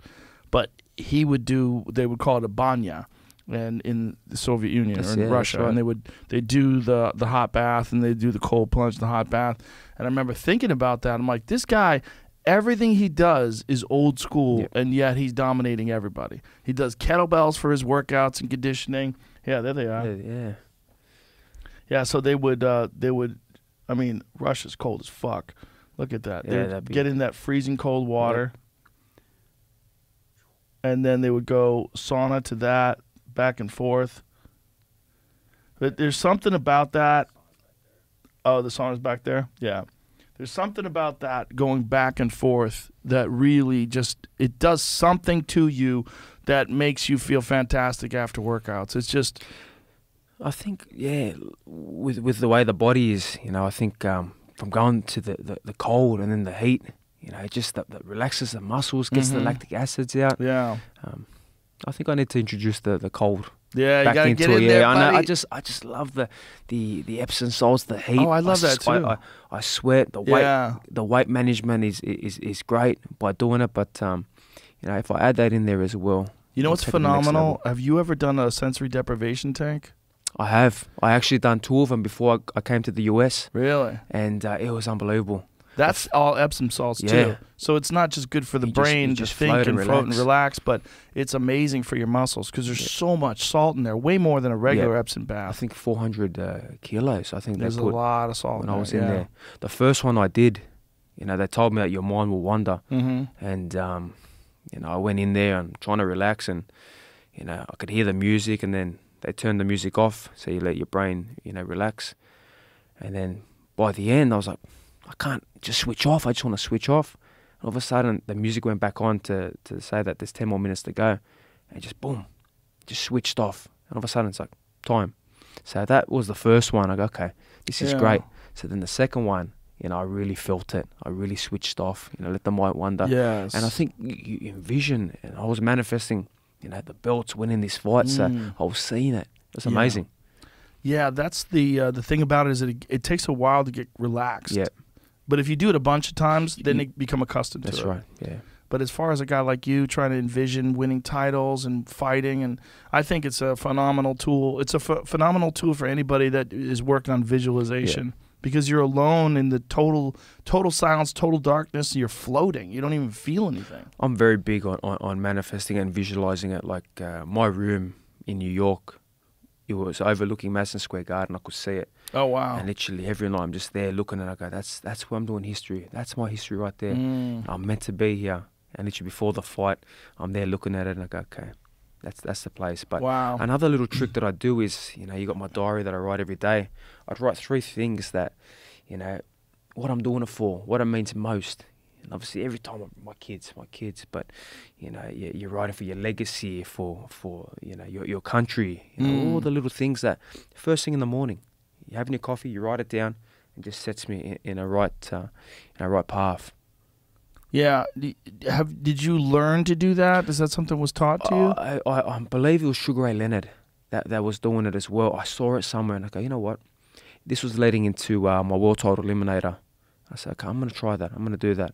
Let me see if it works. And just writing it down kicks off the day in a good place. You know, but the visualizing and manifesting and seeing it before it actually happens, from a young kid, I feel like I've always had this sixth sense, and I could just see it. Really? Yeah. So have you always been a kid that's been very focused on very specific goals? I have been, yeah. Always from a young kid, I put my brain and my focus onto something. I can achieve it and I can do it. You know, when I was young, you know, with obviously my family, there was no young kids around us. You know, I was born and then my sister came, you know, many years later. There was no cousins, so I was always hanging out with the older, you know, crowd and you know, the parents and my parents' friends. You know, so I think just from that young kid, that age, you know, you become a little bit more mature and you realise that you can visualise things, and yeah, I think something from there, you know, has transpired to where I am now as well. When did you first think that you were going to become a boxer? Look, I fell into boxing by luck. It really was. It was by luck. It wasn't because my father was a fighter. You know, it was by luck. I was playing rugby, you know, back in Australia, you know, as a 10, 11-year-old. you know, from starting at age 6. And that's all I wanted to do in my life. I want to be a footy player. But I was overweight. I was putting on a lot of weight. So in the off season, my dad said, you know, we've got to do something here. You know, you're not going to be able to cut it next year. You're not going to make the A squad. I said, all right, because we live not far from the beach. He goes, we'll do nippers. Like, What's a nipper? So a nippers is beach running. Ah, You run. why do you call it nippers? I don't know. It's the Aussie. All my Aussie fans and people watching will be saying, okay, nippers. Hell yeah, nippers. Nippers. You don't know What's what wrong with nippers are? Rogan? Come on, Joe. So I said, no way. You're not going to see this big 11-year-old obese kid running down the beach. You know, the fat jiggling everywhere, no chance. He goes, what about boxing? You like the Rocky movies? I said, yeah, let's try it out. So to get to the gym, we went down to the gym, the local, you know, community PCYC, they say, gym. Walking up to the stairs, the smell of the old school gym, you can smell the blood in there. Most kids turn around and say, no way, especially being overweight and being bullied his whole life. But I walked in there, I felt at home. I go, wow, this is amazing. Really? So let's do it. So my dad said, Right away. right away. So I put the gloves on. My dad said, hey, you're on your own. And that's the kind of little battles and little tricks that he would do. So you're on your own. I'll be back. I'll see when I pick you up. I fell in love with the sport. Wow, All of a right sudden, away. Right away. All of a sudden, I lost all this weight. You know, I went down to, so from 135 pounds, I probably went down to like 120, maybe a little bit less, 118. So everything changed. You know, the bullying kind of stopped. You know, my whole confidence grew. My footy got better. All of a sudden, instead of coming last, you know, in whatever we did, I was coming first. You know, so all of a sudden, you know, that passion for boxing, that real combat took over. So as I went back to the next year for rugby, you know, I was playing really good rugby, and I got picked for a representative team. But at the same time, I was boxing, and you know, I made the state championships, the team, and I still love both, but boxing was everything I wanted to do, and I wanted to take that to the next level. So with the representative team, they sat us down, the coaches sat us down, and you know, they said, okay, you'll be training Monday, Wednesday, Friday. And straight away I said, okay, Monday, Wednesday, Friday is when I have boxing on. That's not going to work. So I sat in the car with my father on the way home. I had all the footy training gear, the rugby training gear, and he goes, how good's this? Something you want to do your whole life? He knew straight away. He could see my expression on my face. I said, yeah, but didn't you hear? I said, what? He knew already. He said, Monday, Wednesday, Friday, that's boxing. I said, yeah, well, you're going to have to make a decision. He goes, remember I was telling you about the crossroads? I go, I know what it is now, the crossroads. So this is like 11, 12 years of age. So he goes, look, it's a weekend now. I'm going to give you the weekend to think about it. Come Monday, after I finish work, I want to see what bag's going to be here, the boxing bag or the footy bag. And we'll go where you want to go, where your heart is. So you make the decision. So I thought about it. I said, no, I'm going to be a fighter. You know, and my heart was there. And come Monday, boxing bag, boxing gloves, let's go. How did your rugby coach handle that? Look, they were upset because they saw how dedicated I was and what a good player I was, but they understood it because they knew that, you know, boxing was there, and that's how I lost all that weight and become a good player. So they said, look, you know, whatever he wants to do, the kid made his decision. We support him, you know, and obviously they'll be looking at this now saying, wow, he did. He went all the way and won the belts. You know, what a crazy story. That is a crazy story. So how old were you when you had your first amateur fight? Yeah, 11, 12. My first amateur right fight. around then? Yeah, right around then. So they jumped you right in there? Pretty much in there straight away. I lost all the weight and you want to have a fight. And again, funny stories. I remember my coach saying, you want to have a fight? I said, okay, that'd be cool. So I went and told my dad when he picked me up in the car. He goes, the coach wants me to have a fight. He said, fight? He goes, we didn't come here to fight. We came here to lose weight and you know, get better for rugby. I said, well, I'm going to do it. He goes, all right, I'm going to support you then. So I remember that first fight was I fought this really tall kid. He was massive. And it's like I was doing a 100-meter freestyle swimming race. I was just throwing punches, haymakers. I bloodied him up. I beat him. I won the fight, and I got hooked. You know, that real combat, you can't beat it. Yeah, what was that like when you don't have a whole family that was into it. You were a young guy, and you make this decision. Like, what did it feel like once you won that first fight? Were you like, this is it? This is what I'm straight supposed to away, I do? said, this is it. This is unbelievable. You know that feeling before a fight, especially in the amateurs, you're using the same gloves, you know, that we're using the tournament. So you're putting them on, you can see the blood and you can smell it, and you know the sweat and everything. You know, you got everyone there ready to watch. Wow. It's pretty crazy, but you know, my grandparents are old school too. So trying to tell them that, you know, I'm fighting, I'm boxing. They're like, no. Oh, no. They can't even deal with me having an earring, let alone all the tattoos. And they're like, no boxing, no way. Go get a job, go work. Oh, boy. I said, no, I'm gonna box, you know. And Are they still around? all your of them except for my grandfather, grandfather, yeah. And, right. and same with him, you know. God bless him now. He say, you know, he's old school. Did he Make money, eventually go work. realize, though? Eventually he did, but even before this fight, when we spoke to him, you know, before he passed away, leading to this fight, with all the dramas that we had, he said, just accept it, whatever they say, just take it, get the money, you know, for your family. Still that old school mentality, make money for the family, and that's what they did. They came overseas in the 60s from Greece, you know, didn't speak the language at all, you know, to give a better life for themselves, and all of a sudden they met their wives and their husbands, and you know, all of a sudden they have a family, they raise a family, and they move on to, you know, me being here, you know, the next generation. It really is an amazing story. It is an amazing story. So you got a 20-0 record right now, and you started your professional career in 2013. Is that what it was? 18 years of age. That's crazy, right? I mean, 18, that's 19, something. not that long ago. You know, to think about it, that you know, a year and a half, 2 years ago, when I fought at MSG, when I beat Mickey Bay, I only got paid like 20 grand. You know, to think, and when I paid everybody else, and worked out my training expenses, and had my kids there and my wife, you know, with me. Think, okay, I lived off the sponsorships, you know, the Right, small amount because of sponsorships. That was your first real world-class opponent, right? Yeah, it was. And, you know, when his name popped up, you know, they said, Mickey Bay, I was already number 3 in the world at that stage, but I wasn't tested yet properly on the American scene. I jumped at it straight away. I was so excited. Okay, this is what I came here to the US for. This is the kind of guy, a veteran, a guy that's been there, a guy that knows the ins and outs of boxing, the little tricks, you know, the smooth moves. You know, that's what I wanted. A lot of fighters will say, nah, too risky.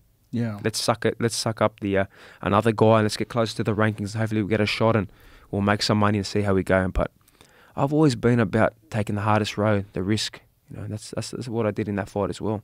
You certainly did, and that's it's a wake-up call to people too when they hear about that purse, because a lot of people, they think of boxing purses, they think of the purse that Tyson Fury gets, or that, you know, Floyd Mayweather gets, or Deontay Wilder. The reality is, guys coming up, even when you're headlining, even when you're the main event, it's not a lot of money. No, it really isn't, you know. And if you go out there thinking that it's just about the money, you will fall over. You don't chase the money, it will eventually come. Again, with this fight too, I was originally set with Triller to get 2.1 million US. All of a sudden, the problems that happened and the issues, you know, it was a lot less now for Matchroom. But for me, it was never about the money. And people online and friends were saying, "You're crazy, man. What are you doing?" Because we kind of took a stance and said that, no, we want to fight. We're sick of these games. And, you know, the sanctioning body went out and said that, no, this is enough. No more date changes. You guys are done. Yeah. You know, it's a lot of money to lose. It is. You know, but I knew my vision. I said, doesn't matter. What was the difference in the payday? It was from 2.1 to 1.3. Wow. So it's a fair bit of money, but lost $1 million. Yeah, pretty much. Yeah, but again, it's never about that. But look what the Glory did, and look where the position you're in now. I mean, now you're in a position to make a gigantic amount of money. If they can pull off that huge show in Australia, if you could talk somebody into going to Australia and you do a stadium, my goodness, unbelievable. Woo! It's going to be big, but again, it's never been about the money. For the money sets up my family, my kids.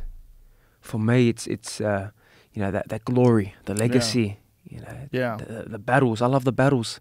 Right. You know, I love that real combat. You know, I get excited. I want to fight. I love to fight. When you started out your career, did you have a boxer that you emulated or that you wanted to be like, or someone who you admired their career and wanted to resemble their style? You know, Roberto Duran, and I was so privileged to FaceTime with him a couple of days ago. Oh yeah. Mauricio Suleiman from the WBC president. Oh man, I met him He in goes, Madison Square Garden once. I was What a starstruck. man! What a man! He guess who's your favorite fighter? Okay, Duran. He's the guy Duran I in his idolized. prime, like the Ken Buchanan days. Yeah. People think his prime was as a welterweight. It was not. No, It was as a lightweight. It's a lightweight, and Yeah. that WBC belt. To see him on there, and obviously I'm on there, and you got Floyd on there, the great lightweights. Yeah. When Mauricio said, "Okay, I'm gonna FaceTime him," I was like real nervous. Like, it's Duran, Wow. So I spoke to him. He was so so happy to chat, and he congratulated me, which was amazing. That's fantastic. He's unbelievable. And I had my Duran moment in that fight as well, because in round 12, when we both looked at each other, and he didn't want to accept it, Lopez. And I was waiting for some kind of acceptance, and he didn't want it. So I gave him that shove, that push, like, bang, and then I'm going to celebrate. It's like Duran did with Sugar Ray in the first fight. Yeah, So well, I Duran, told you. I think he called him a whore. Yeah, that's Duran for you. Yeah, it's been crazy. It really has been. I've had obviously Duran. I faced him with Canelo. He showed his love and support, and what I did in that fight. Oh, that's beautiful. I know Manny Pacquiao. I'll be FaceTime with him as well. That's I'm sitting here with fantastic. you. It's been crazy. Canelo's in a crazy position, man. He's gonna move up to cruiserweight for his next fight. Unbelievable. Isn't that wild? He just loves the challenge. the challenges. Yeah, I think that's what gets him up. It must. I mean, he's truly one of the all-time greats already. But the fact that he went up to light heavyweight, knocked out Kovalev, and now he wants to go all the way up to cruiserweight, 190. Yeah, he's gonna fucking fight pounds. that Makabu. Yeah. And that guy's no joke. I had a He's look a at him. big fella. Big, strong, knocked out a lot of guys. So this is a risk, but It's a big risk. He loves it. Without risk, there's no reward. Well, I think he really truly has his mind set on being the greatest Mexican champion of all time, and maybe even the greatest boxer of all time. And I think he can do it. I think he's in that running. Oh, he when is, you see like the Danny Jacobs fight, and you see his head movement, and you realize like how much he's taken from the one loss that he had to Floyd, where that was a fight where he realized like, man, there's levels to this shit, and there's some guys you just can't hit. And how amazing was that transformation from him before that to afterwards? Because now his head movement and his defense is sensational. Yeah. And he's not a big guy. No. He's small. How tall is he? He's probably 5'8". Yeah, 5'8". And now he's going to go up to 5'9", 190. What was cruiserweight 95? I think so, yeah. That's wild, man, because you're talking about a guy who's probably 210 and cutting down to 95. He did say that he was not going to come in heavy at all. No, but his opponent will. That's right. Yeah, so but he said he's going to try stay around that natural weight that he's at, because he doesn't want to put on any more, because it probably affect his speed and his movements. Well, all he has to do is be over 175, right? I mean, that's right. That's cruiserweight is basically there's nothing between 75 and cruiser, right? So one of the few weight classes in boxing. No, I don't think so. Yeah. Yeah, it's weird. It's a weird jump, right? In boxing. It is, and you know what? I'm trying to think how many divisions it is. I don't know if he's trying to get close to the great Manny Pacquiao. I don't think he can. I don't think he can. He'd have to unless go he all the has way up to heavyweight. Heavy or super heavy, so. Right, because correct me if I'm wrong, but boxing goes middleweight 160, super 68, light heavyweight 75, but then there's a giant jump to cruiserweight. Cruiserweight, actually, they've just introduced another weight class, the Bridgerweight. Oh, so there's another one. Where's that? So again, between cruiser and heavy? Yes, I think so. Oh, yeah. But between light heavy and cruiser is 20 pounds. That's a big gap in boxing. The fact that he's going to make that leap, and the fact that he started off at 154, is great. And he fought Floyd at 52. It's crazy. Nuts. And it shows the kind of fighter he is, the risk he's willing to take, and you got to applaud that. Fantastic. And even after a loss against Floyd, he's come back and he's beat all these guys. Incredible. No, he's truly a great athlete and a great fighter. If he retired tomorrow, he's one of the all-time greats. Yes, he's in the Hall of Fame. One of the all-time greats. Without a doubt.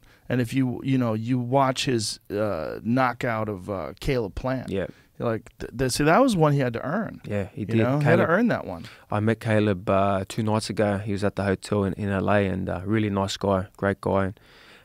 He seemed disappointed because he goes, I was trying to do what you just done and win these belts. And said, man, you gave so much heart and you gained so much respect because, you know, a lot of people weren't giving him that chance.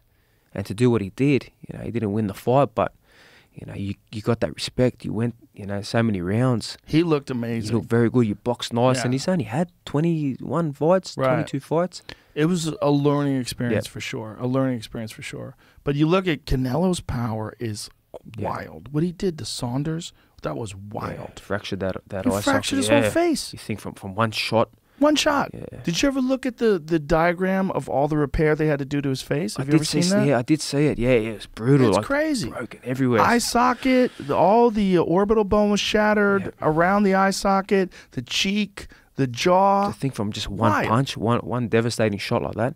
That motherfucker can punch. And again, Billy Joe was boxing nice. He Yes. was close. It was he looked very good. But you know, Canelo, I feel like even in the Caleb Plant fight, you know, he's just doing his thing. He's waiting for the moment. He's so composed. yeah, You know, a lot of guys try to rush. A lot Right. of guys they forget about that composure. right. In the fight game, especially in boxing, you got 12 rounds. You know, you got a lot of time, 36 minutes. you Yeah. know, in them ropes, a lot of time to you know, dissect your opponent and break them down. And that's Yeah. what he does it so well. He does it so well, and he has that patience and confidence of a multi-division world champion who's faced the best of the best, so that when he gets into those championship rounds, he gets into those later rounds, he knows that he's managed his energy Yep. so perfectly. Yep. The Kovalev fight's a good example of that, right? Because Kovalev looked pretty good early on in He the was fight. boxing very nice. But to see him knock out Kovalev, and I think this is just fucking... I know Kovalev is not the same Kovalev as fought Andre Ward the first time, but if you see... Still though, Still. that was a brutal shot. Landed Oh. clean, and Kovalev was all over the shop and Wild. put him down. And he's a big guy. I know, and he cracked him with one left hook and had him fucked. Unbelievable. It's crazy. Truly, you know, an all-time great and a Yeah. guy that we're getting to witness and have the pleasure to witness right now. Yeah. So to be able to FaceTime with him and you know, just hear his advice, you know, about keeping that dedication, don't lose sight of what you're doing, and you know, continue, you know, reigning for a long time was amazing. And That is amazing. I'm sure Lopez didn't like seeing that when I did post it because I know he was only a few weeks ago up there with all his belts, Yeah. trying to take the limelight of Canelo at his Well, fight. Lopez is a young guy. I mean, Yeah. what is he, 24? 24, yeah. Yeah, he's going to develop character from this. Not Yeah. that he doesn't already have character, but he's going to develop more character from this. And I think this loss will make him a better fighter. 100%, and that's what I told him too. You know, when that fight was done, and you know, I knew I'd won the fight. I said, "You'll bounce back. You know, respect. You know, but he's young. He's going to learn, Yeah. and you know, I can't sit here and knock the guy. I bled with the guy. I sweated with the guy. Yeah. You know, we gave the world an unbelievable fight. Well, it's the beautiful thing about what you did is that he is a great fighter. Yeah. And because he's a great fighter, it made your victory so amazing. Yep. If he wasn't a great fighter, it's not going to be that impressive. no. It was the fact that you were facing a guy who just beat Lomachenko, who is just a world-class fighter who many people thought was the scariest guy in that division, and you came out on top.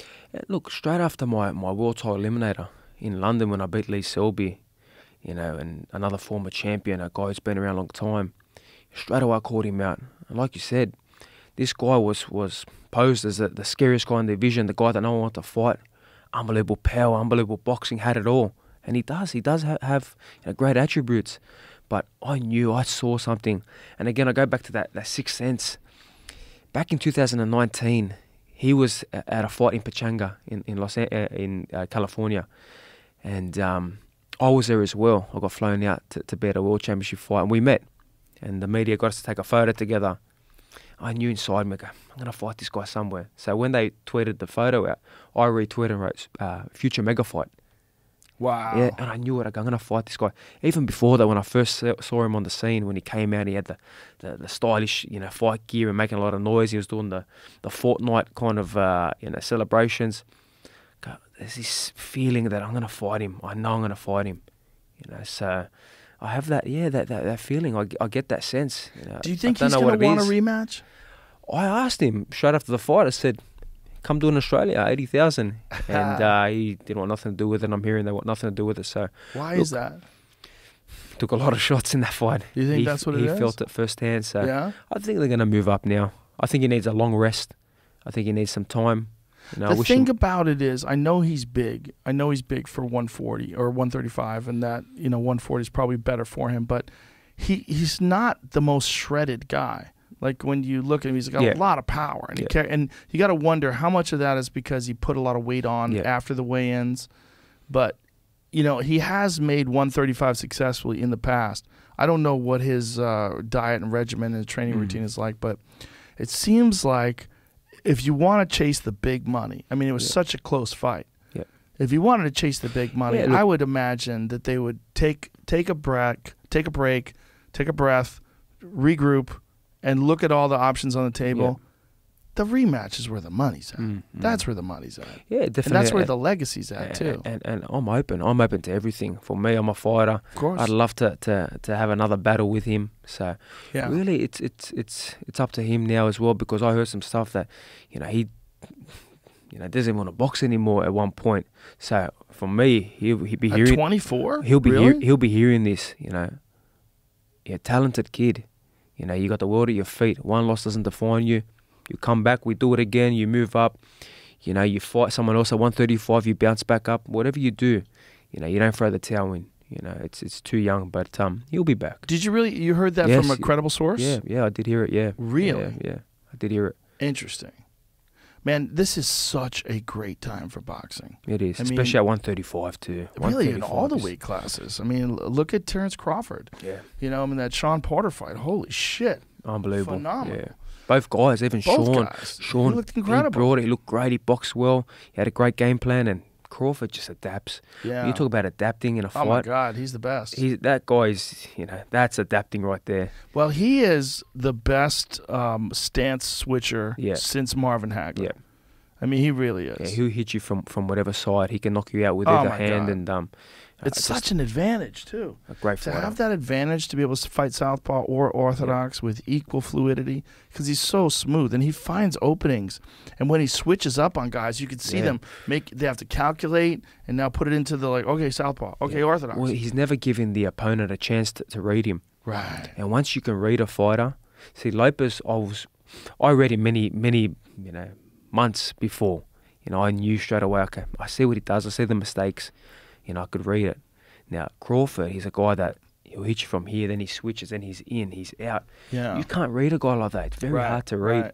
Right. And obviously, me saying that I can't read him, he's big, so it means I'm not going to fight him because he's too big for me anyway. Yeah. But he's a good fighter, man. Really He's good tremendous. fight. For me, I'm even going to the fights on the weekend, the Haney JJ Diaz fight, going to the Javante Davis fight with Isaac Cruz. As a fight fan, not only as a guy that I was scouting to see, okay, who might be the next guy, just as a fight fan, seeing the fights, being there, I live for that. I love it. That's beautiful. I was very impressed with Cruz as well. He fought well. He fought really well. And he's tiny and he just comes and. But that shell that he fights under, hard to pick it apart. Especially when you got him coming forward like that, and he's throwing dangerous shots. Yep. He excited me. He didn't get the win, but Well, both him and but there's so many good fights. Yeah. God, this is it's such an incredible time for boxing. Yeah. But in basically every division, great fights, yeah. From the top down, from heavyweight down. It's a good time. Boxing is in a really good state. Yeah. Really good position, and we are starting to see it more and more. The best are fighting the best. I think everyone is trying to become the undisputed champions in their divisions, and what better way, because then it solidifies. There's the one champion. There's the one champion. Yes. There won't be all these different champions all over the shop. It Right. gives more credibility to boxing as well. No, I think so for sure. And I think that, that old expression, as the heavyweights go, so does boxing. Yep. And that's a perfect. This is a perfect example because right now the heavyweight division's on fire. Yep. Because there's so much exciting activity in the heavyweight division. They're going to do that Usyk versus Joshua rematch, which was, what a fight that was, huh? And I said it, Usyk is an unbelievable boxer. Oh my God, he's so good. I got the opportunity to fight on his the co-main when I won my world title eliminator. He's not a big guy. No, he's not massive, but the way he boxes, the footwork that he has, that southpaw position is unbelievable. And look, I love Joshua too. Great fighter. He's gonna have to really come with something special. to win this rematch. And again, When all is the odds against him. rematch? What's the schedule for? I think they're saying March. I think March. that I'm hearing March, yeah. Do you think when a guy gets so thoroughly outboxed like that and almost put away in the 12th, do you think that's quick to come back from a fight like that? It is, but again, it shows that the testament that Joshua has. Yes. To say, you know what, like the Ruiz fight. Yeah. Straight back in there, straight back on the horse. Yeah, but Ruiz didn't get back on the horse. Yeah, that's the that's difference. the problem. Yeah, Ruiz got in the kitchen. He enjoyed it too much. He's looking good now, but Yeah, he looks great now. yeah. But then again, right, that's a wake-up call, right? And those wake-up calls for a guy like him are so important. You And learn. now, see if you can find a recent picture of Andy Ruiz because he looks fucking incredible. Well, he's with the Canelo team now. Yes. Eddie I Reynoso love that. I love that. Got him going the way he's meant to be. But I'll tell you what, he got in trouble with Chris Areola because he did the same thing with Yep. Areola that Lopez tried to do with you. Yep. He tried to just come rush. at him, guns blazing. And Areola, he's a hard-nosed veteran, a guy He's a that's warrior. been there, and he'll take shots and he'll give them back. God. Areola's a warrior. Yeah, good fighter, Yeah, man. Good great fighter. fighter. And you want to talk about a great Mexican standoff Yeah. between those two guys. My God, that was classic Mexican boxing match. Yeah. And that's what, like, if there is one nationality that's like synonymous with blood and guts, amazing fights, it's Mexicans. It's a Mexican. Yeah, they know? love it. They love it. Oh my And God. you should have seen in LA. They were going crazy in Vegas. They kept coming up. They loved the blood and the guts and Yeah. the back and forth exchanges and the Yes. knockdowns. They love it and they idolize it. Yeah, and, they do.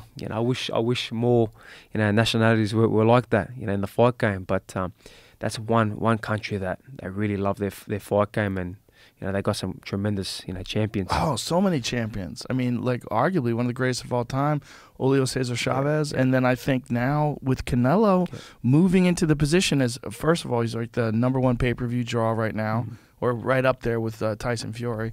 And arguably not just the best that's active right now, pound for pound, but like one of the best of all time. Yeah, he is. Yeah, he truly is. Here we go. Look how good he looks. Wow. Look at him on the right. Look at him. Yeah, that was the I believe that was the Joshua rematch. Was that the rematch? I think. Yeah, he got a little Looks heavy. good. He looks very good. But, like the amount of work that it takes to get down to that, if he had done that for that Joshua rematch and came in looking like that, who the fuck knows what would have happened? And psychologically too, if he came in looking like that, Oh, my God. Joshua would be like, okay, this guy's serious. Right. When you see him coming in like the way he did, Yeah. Joshua already knows, all right, this guy's not taking this serious. He's enjoyed it too much. Well, there's some guys who kind of like being fat and knocking out muscular guys. Well, You know? perfect example. Butterbean. Back in the Butterbean back in the day, you still see his stuff pop up everywhere. And you think, Yeah. Oh, Yeah. fat people loved it when Yeah. Butterbean won. Like, yes, one for us. yeah, one for us. I mean, look, Tyson Fury's not the leanest guy in the No. world either. but the conditioning he has, Yeah. his conditioning is elite. To be knocked down against Deontay, come up in that third fight. Yeah. It was a great fight. Not only to be knocked down, but to be knocked down the way he was knocked down. Yep. Where he got hit in the head, and you see the ripples go down his Straight whole down, body. yeah. Because it was such a tremendous shot. Has there ever been a guy who punches harder than Deontay Wilder? I don't think so. Yeah, it's wild, right? I think the power he possesses, that one punch power, and he came out boxing nice too. He was popping the Yes. jab. He looked good. It's okay, but straight away I go, how quick is he gonna go back to what he knows best when he does get tagged? That's Right. what he did. But devastating Yeah. power, and you know what? They both gave a tremendous fight. I was on He the edge of almost my had seat. him. He did. He almost had him, which is crazy. When but- he put Fury down, I thought, and Fury kind of looked to his Yeah. corner and like kind of said, no, well, I'm in trouble here. Yeah. Then he just rose. In that first fight, the way he rose, it was like the Undertaker from Lazarus, the yes. WWE. It's unbelievable. Yeah, and then, the second fight, he got dropped twice. Yeah. And still managed to pull it out and then stop Deontay. And the KO, when he did stop him, like, holy shit. Yeah, brutal. Brutal. They're talking about matching him up with Ruiz. Deontay and Ruiz. That'd be a good fight. That's a great Good fight. I love that think, fight. Yeah, go either way. But I think Deontay's just got that pop. I just don't know how much has been taken out of him. When you go through them wars and them battles, Mm-hmm. especially coming from them losses too now, you lose yourself a lot. They say inside them ropes, you know, a fighter loses a bit of himself every time he goes in there. Yeah. Especially when you're in the hard fights. So it just depends how much is left in the tank for him. Yeah, and you think about the majority of his career, it's just him knocking everybody out. Yep. And so psychologically, there's a hurdle to cross too, That's because right. now it's 2 down. And one fight in between, right, where he knocked out Luis Ortiz, yeah. Ortiz. So it went Yeah. from the first fight, which was a draw, knocked out Ortiz, and Yeah. they went literally back to back. Yeah. So, is- but these 2 losses back to back like that They're hard. They're hard to dig, and they were also both stoppages, Yeah. which is hard to Hard deal to with. come back by. But And then like the first stoppage loss, it was all those crazy excuses too. Like they thought egg weights and the Yeah, gloves the were whole on lot. wrong, and his weight suit was too heavy, and somebody poisoned him. It's like it reminds me of Team Lopez. not quite as No, not Lopez as bad. is not quite as bad. Not as bad. No, He really went with everything that he could find. everything poison. The poison from his trainer, Yeah, which who's is a guy that's been with him, you know, Yeah. for his whole life.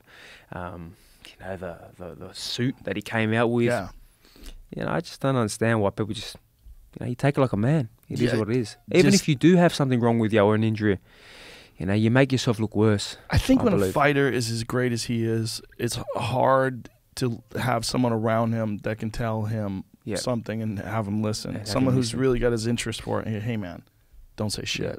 You Like, have a lot of look yes, at me. yes men around. A lot of yes of men. them. And that's the most important thing for me right now, is to continue keeping my strong core of people, Yeah. my good people around me.